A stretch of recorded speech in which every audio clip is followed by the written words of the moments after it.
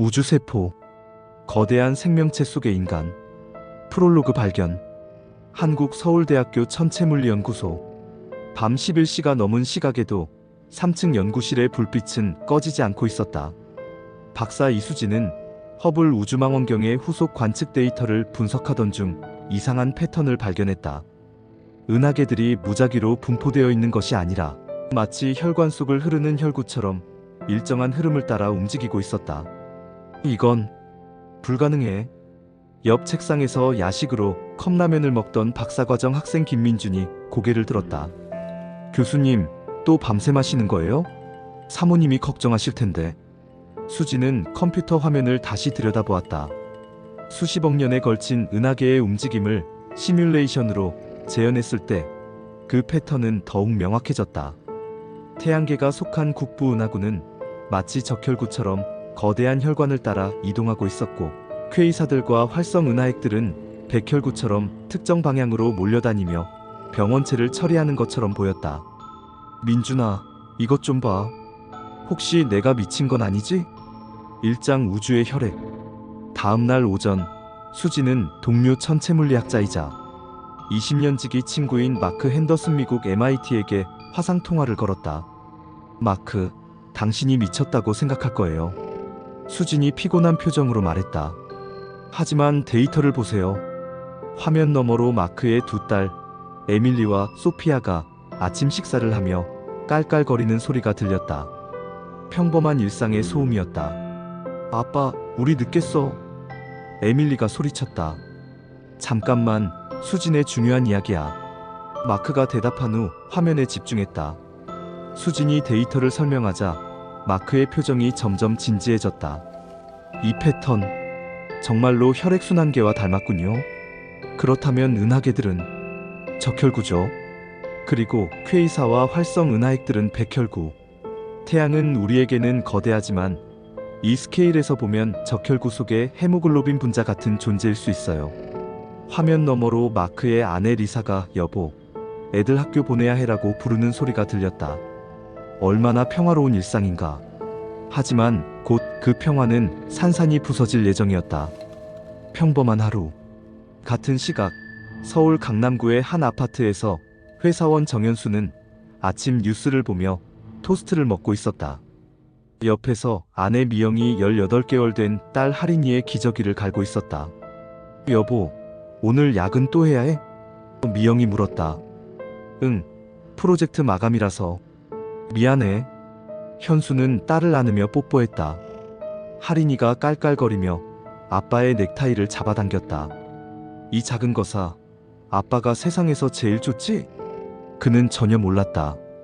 자신과 딸이, 그리고 온 인류가 며칠 후면 우주적 차원의 공포와 마주하게 될 것임을.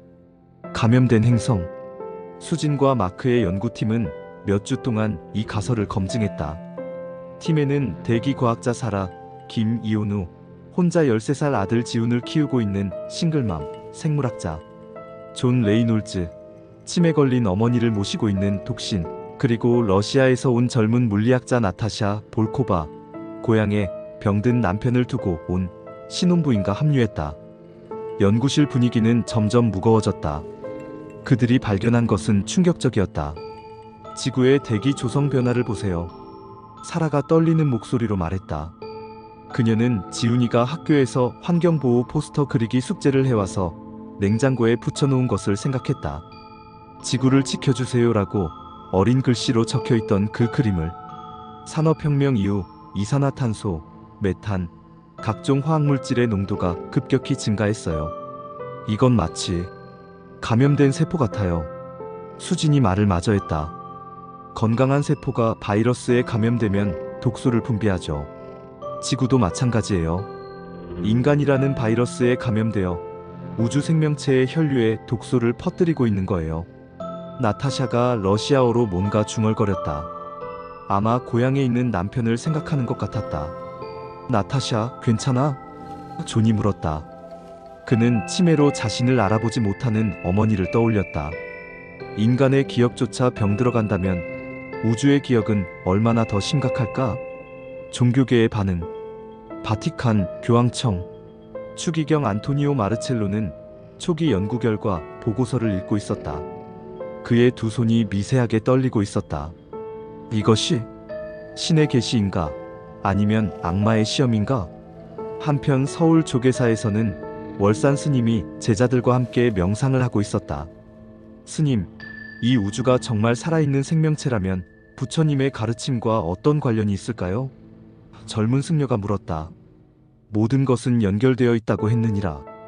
아마도 우리가 생각한 것보다 훨씬 더 깊이. 백혈구의 경고.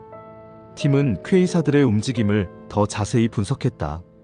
놀랍게도 퀘이사들은 생명체가 있는 것으로 추정되는 행성계 주변에서 더 활발한 활동을 보였다. 마크가 오래된 관측 기록을 뒤지다가 충격적인 발견을 했다. 여기 봐요. 50년 전 사라진 케플러-438b 행성계 말이에요. 그때 마크의 핸드폰에서 딸 에밀리의 문자가 왔다. 아빠, 오늘 과학 시간에 우주에 대해 배웠어요. 우리도 우주의 일부래요. 마크는 잠시 멈칫했다. 딸의 순수한 메시지와 자신이 발견한 끔찍한 진실 사이의 간극을 느끼며 그 직전에 퀘이사 세계가 그 방향으로 이동했어요. 그리고 그 행성에서는 우리와 비슷한 산업화의 징후가 관측되고 있었고요. 침묵이 연구실을 가득 메웠다. 아이들의 순수함. 서울의 한 초등학교 5학년 1반에서 담임교사 박지혜가 과학 시간을 진행하고 있었다. 여러분, 우주에는 몇 개의 별이 있을까요? 선생님, 무한대요. 한 아이가 손을 번쩍 들었다. 무한대보다 많아요. 다른 아이가 웃으며 대답했다. 그럼 우리 인간은 우주에서 어떤 존재일까요? 특별한 존재요. 우주의 주인이에요.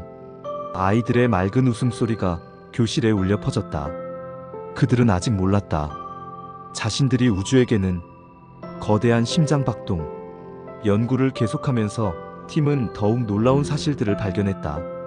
우주 전체가 주기적으로 팽창하고 수축하는 패턴이 있었고, 이는 거대한 심장박동과 일치했다. 137억 년. 그게 우주의 나이라고 알려져 있지만 실제로는 이 거대 생명체의 한 번의 심장박동 주기일 수 있어요. 마크가 말했다. 나타샤가 갑자기 울음을 터뜨렸다. 미안해요. 고향의 남편 생각이 나서. 그가 심장병이 있거든요. 매일 밤 그의 심장박동 소리를 들으며 잠들었는데 존이 그녀의 어깨를 토닥였다. 우리 모두 무서워하고 있어요. 나타샤? 미토콘드리아의 기억. 팀의 막내 연구원 김민준이 새로운 발견을 했다. 교수님, 이상한 걸 찾았어요. 저희 할머니가 치매에 걸리셨는데 병원에서 DNA 검사를 받으라고 해서 우리 가족 모두 검사를 받았거든요.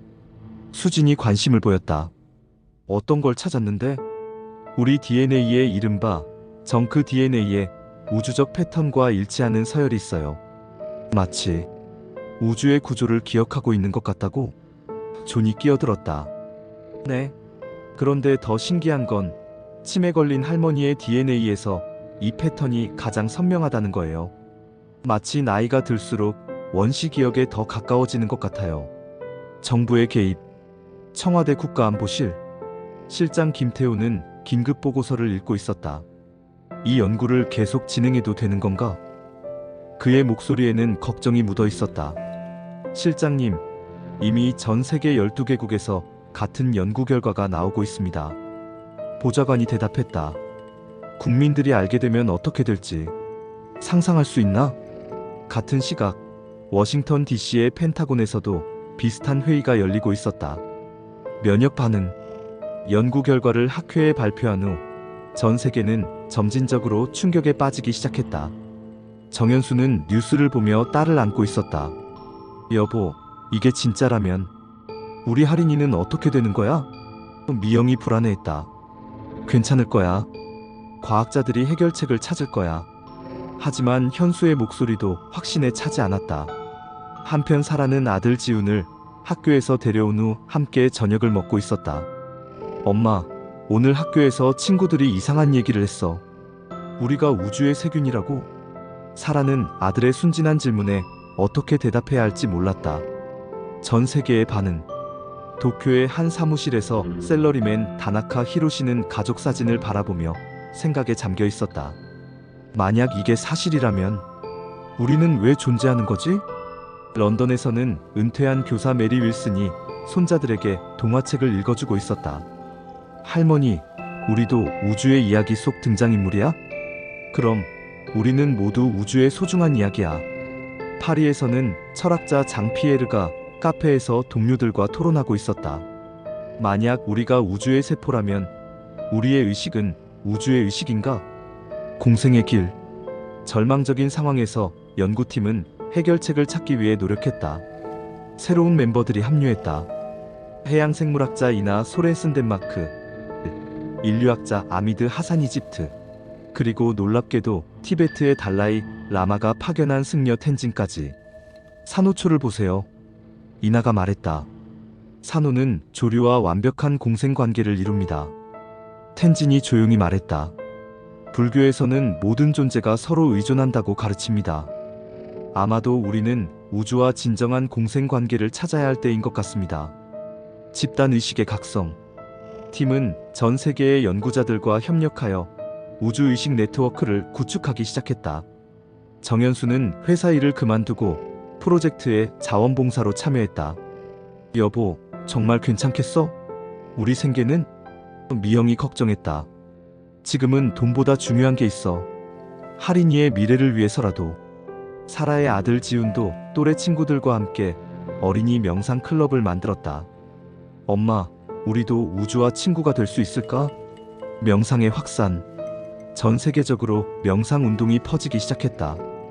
뉴욕의 한 공원에서는 수백 명이 모여 함께 명상했다. 그 중에는 월스트리트 트레이더도, 택시기사도, 홈리스도 있었다. 상파울루의 빈민가에서는 어린이들이 모여 명상하며 노래를 불렀다. 시드니 오페라 하우스에서는 세계적인 지휘자가 우주교향곡을 초연했다. 관객들은 음악을 들으며 자연스럽게 명상 상태에 빠져들었다. 첫 번째 접촉. 프로젝트가 시작된 지 6개월 후 전 세계에서 동시에 명상에 참여한 100만 명의 뇌파가 완벽하게 동조되었을 때 우주에서 신호가 왔다. 그것은 언어가 아니었다. 감정이었다. 하지만 따뜻함이 아닌 굶주림이었다. 끝없는 갈망과 절망적인 고통.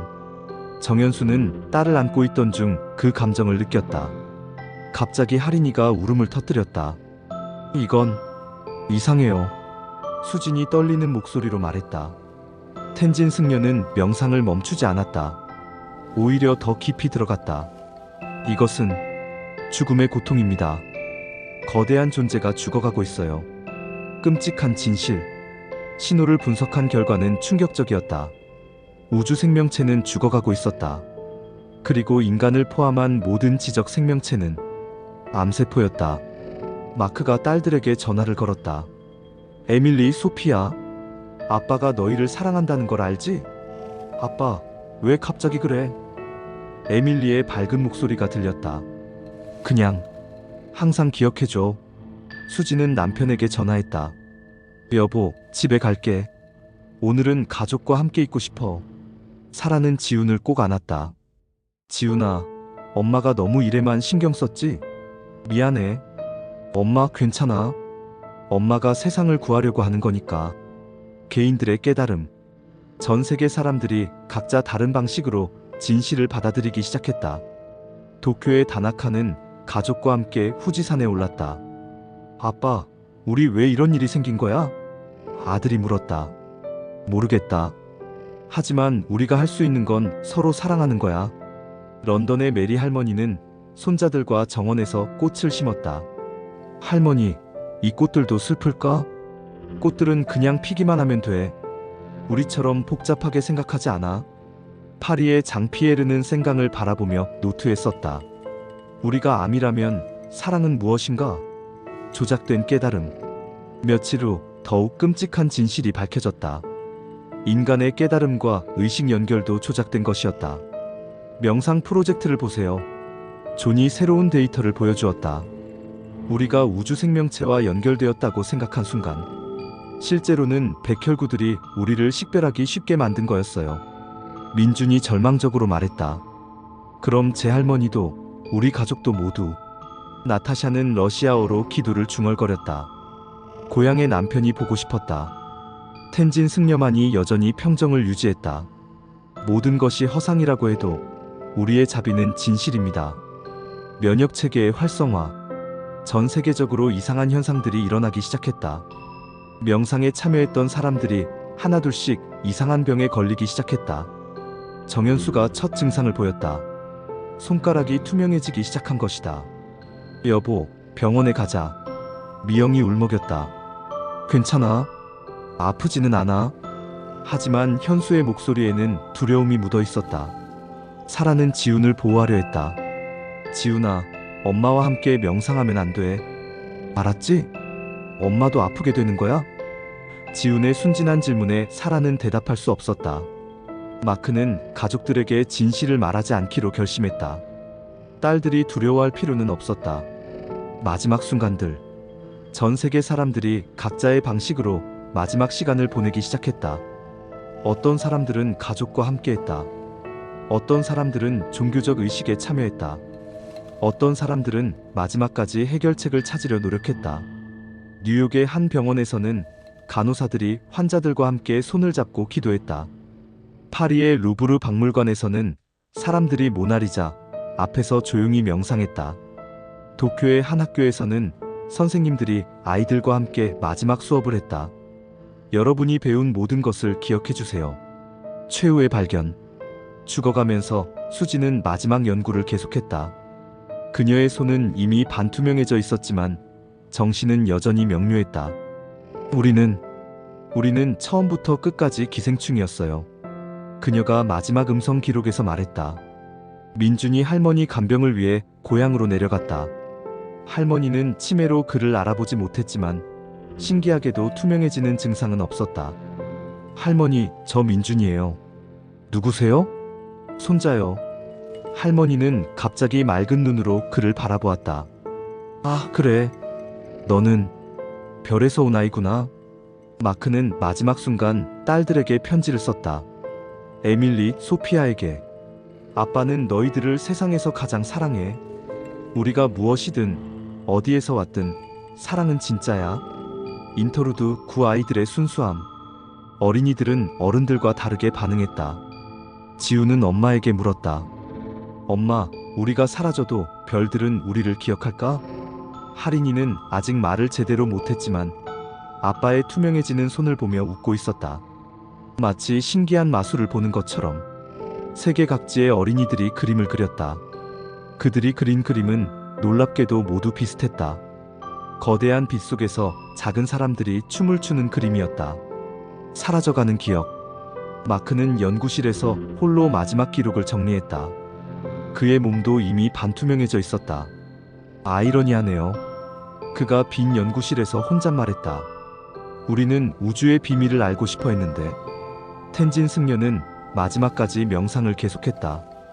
그는 투명해지면서도 미소를 잃지 않았다. 고통받는 모든 존재들이 해탈하기를. 나타샤는 러시아 고향으로 돌아가 남편과 마지막 시간을 보냈다. 사랑해, 이반. 나도 사랑해, 나타샤. 그들은 투명해져 가면서도 서로를 안고 있었다. 완전한 속어. 수진의 마지막 날, 그녀는 병원 침대에서 천장을 바라보고 있었다.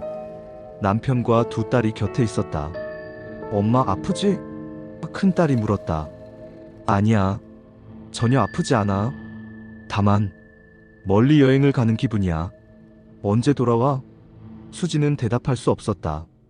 그 대신 딸들을 꼭 안았다. 정현수는 마지막 순간 딸과 아내를 안았다. 우리 다시 만날 수 있을까?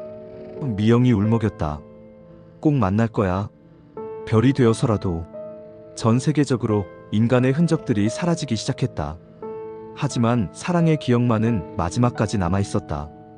에필로그 정화된 세계.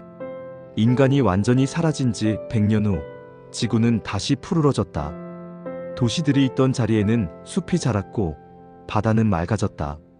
하지만 신기하게도 인간이 만든 예술 작품들, 음악, 시, 그림들은 사라지지 않았다. 마치 우주가 그것들만은 기억하고 싶어 하는 것 같았다. 어떤 과학자들은 이렇게 해석했다. 사랑으로 만든 것들은 암세포의 산물이 아니라 진정한 생명의 표현이었다. 우주 생명체는 여전히 죽어가고 있었다. 하지만 이제 그 죽음은 고통이 아닌 평화로웠다. 마치 아름다운 꿈을 꾸며 잠들어가는 것처럼.